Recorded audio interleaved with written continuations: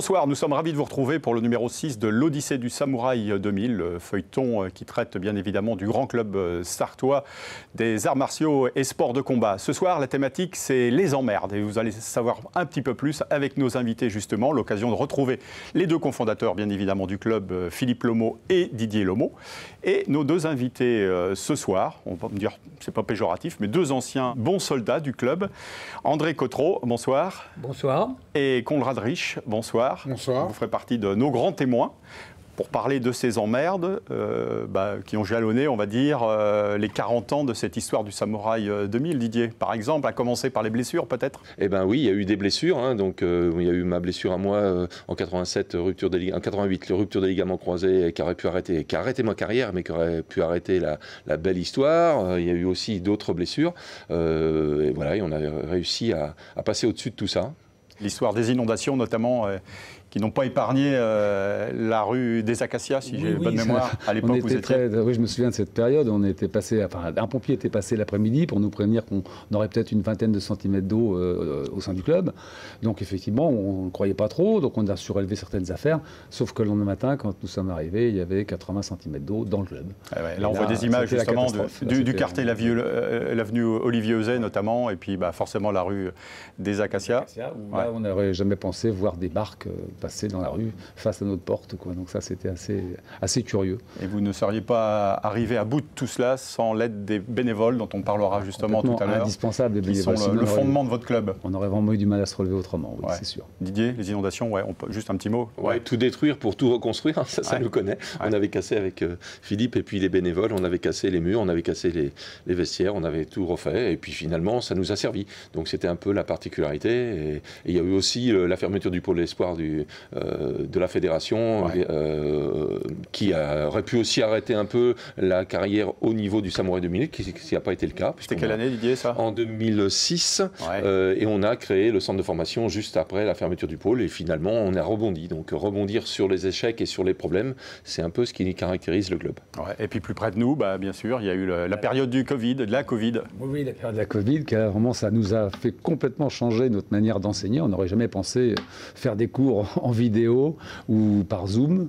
Donc c'était une période quand même assez particulière. Et dès qu'on a pu commencer à travailler en présentiel, on a utilisé les parkings pour pouvoir continuer à conserver un lien avec nos adhérents, chose qu'on a, je pense, parfaitement réussi. Oui, Didier, vous avez fait des trucs extraordinaires. Là. On voit des vidéos de ce qui a pu se passer. Oui, on n'avait pas le choix. Donc c'est un petit peu notre manière de voir les choses. On dont acte. On sait comme ça, il faut faire avec. Et puis ça ne sert à rien de lutter contre le vent. Il faut essayer de se battre sur ce qu'on peut changer. Et là, visiblement, on pouvait faire des cours à distance. Ouais. Bon, bravo en tout cas.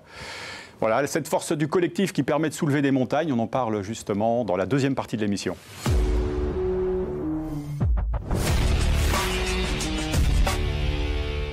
Avec nos grands témoins, André Cotreau et Conrad Reich, nous sommes bien évidemment contents de vous accueillir parce que vous faites partie des fidèles, je l'ai dit tout à l'heure, justement, de ceux qui ont participé à la construction de ce club. Les emmerdes, on a parlé des inondations, l'un et l'autre, vous vous en souvenez sûrement. Ça a été une période agitée. André, peut-être? Oui, ça a été assez agité. Moi, je sais que le jour où ça a été inondé, j'avais une maison en Sarthe-Nord et j'avais déjà un peu déblayé chez moi. Et au retour vers le Mans, puisqu'à ce moment-là, je travaillais au Mans. La deuxième vague. Oui, c'est ça. C'est-à-dire que je me suis rendu compte, je me suis dit, mais c'est pas possible. Le club en bord de Sarthe va être inondé. Et surtout, je me souvenais que c'était pas très loin de la cité de Pied-Sec. Et quand on dit Pied-Sec, ça veut dire que ça a été mouillé à un certain moment. Et je suis rentré chez moi, j'ai déposé ma femme, j'ai pris ma voiture. Et quand je suis arrivé à avenue Olivier Euzet, des parpaings partout, etc., avec des madriers dessus, pour pouvoir aller au club. Et quand je suis arrivé, effectivement, avec des bottes, le club était franchement inondé. Là, l'eau était restée encore. Conrad, c'est un bon échauffement physiquement, là, plus besoin de travail. Surtout, ce qui était marrant, c'était de voir notre prof de musculation nager dans l'avenue des Acacias devant la fenêtre. C'était vraiment... Bon, on en rit aujourd'hui, mais à l'époque, c'était... C'est une prise de risque parce qu'en fait, l'eau des inondations, c'est pas de l'eau de piscine. Oui. Donc pour nager dans de l'eau comme ça, il faut être vraiment motivé, quoi, surtout en hiver. Et donc les inondations, une première fois en 95, et une deuxième fois avec, c'est comme un tremblement de terre. Évidemment, il y a une réplique en 99 où deuxième fois le club a été inondé. Ouais. Alors c'était un peu dur pour nous parce qu'on était parti d'une friche industrielle. Évidemment, il avait fallu construire un dojo avec les normes de sécurité et d'hygiène et tout était remis en cause du jour au lendemain. Et ce qui a été formidable, c'est de voir que moi, je sais que la deuxième fois, par exemple, quand je suis arrivé dans le club, déjà, il y avait plein de monde avec les serpillères, les râteaux. Non, on a dit, on n'abandonne pas, on continue. Et ça a été formidable. Conrad, c'est beau de voir le club aujourd'hui, ce qu'il est devenu. Je vois ça de mon niveau, là. Hein, c'est vrai que ça a été une bonne aventure, une belle aventure, jusqu'à présent. Et j'espère que cette aventure va continuer encore longtemps. André, vous êtes du même avis, hein? Oui, absolument. C'était, pour moi, dans ma vie, ça a été presque indispensable. Parce que le club est devenu une famille, quoi.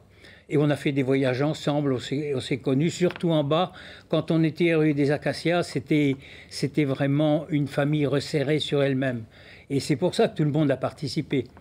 Et c'est pour ça que les bénévoles ont fait un travail formidable, parce que quand on est bénévole, on n'est pas payé. Bien sûr. Donc il faut une grosse motivation. C'est ça le secret de la réussite, on va dire, Conrad? Oui, et puis comme André vient de le dire. Bien sûr, et puis l'amitié qu'on se porte les uns des autres, vraiment, c'est formidable. C'est une deuxième famille.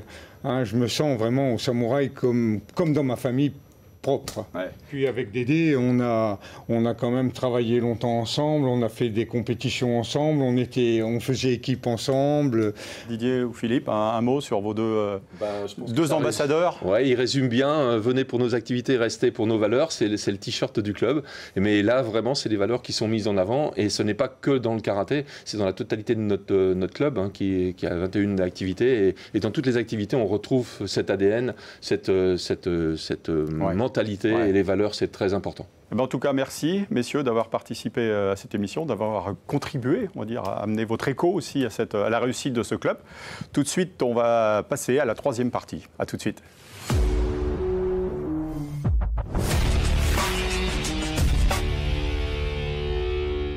Élargir l'horizon, c'est évidemment le sacro-saint thème de la troisième partie. Aujourd'hui, on va parler de la résilience, puisqu'il en faut bien évidemment dans la vie de tous les jours, dans le sport et en particulier dans les arts martiaux.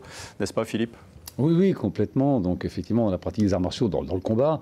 Hein, quelquefois on gagne, quelquefois on perd. Il faut à chaque fois rebondir, essayer de tenir compte un petit peu de son expérience pour progresser et puis optimiser notre travail. Donc en ce qui concerne effectivement les problèmes personnels comme les blessures, il faut arriver à les surmonter. Donc là, on est obligé de travailler. Comme moi j'ai eu mon problème de main comme blessure, on a parlé de blessures en tout début d'émission. Oui, ça m'a obligé à travailler et à revoir complètement ma méthode d'entraînement. C'est toutes ces expériences personnelles et sportives forcément qui façonnent votre vision. À chaque fois, il faut essayer d'en sortir plus fort. Hein, comme pour les inondations, on a rebâti un club qui était encore plus beau qu'avant. Donc voilà, comme pour tout. Donc, Didier, quelle attitude il faut avoir justement dans ce... apprendre de faire d'une mauvaise nouvelle une opportunité. Hein, et puis même dans le haut niveau, c'est le cas. Les échecs, on rebondit dessus, on apprend, on rebondit, on change les modèles. C'est ce qui nous caractérise aussi. Souvent, on a remis en question plein de choses au sein du club. Et ça, c'est quand il se passe quelque chose de grave dans la vie, il faut aussi savoir un peu, comme je disais tout à l'heure, les choses qu'on ne peut pas changer, faut les accepter et puis agir sur ce qu'on peut changer. Et ça, c'est des choses qu'on apprend dans le haut niveau d'abord, et puis aussi dans la vie. Et c'est pour ça que les anciens nous ont beaucoup aidés, et même les jeunes. Et aujourd'hui, il y a beaucoup de bénévoles au Samouraï, et c'est ce qui fait que le Samouraï, il est ce qu'il est encore aujourd'hui. Bien sûr, ouais. On va justement vous en parler, les anciens. André, vous en faites partie, des gens d'expérience, la résilience. Ça vous parle ? La résilience. Oui, ça me parle aussi, parce que finalement, je pense que la résilience, c'est dû au bénévolat. Quand on est payé pour faire quelque chose, on le fait, mais quelquefois contre son gré. Mais par contre, quand on est bénévole, on y met tout son cœur, toute sa volonté, etc.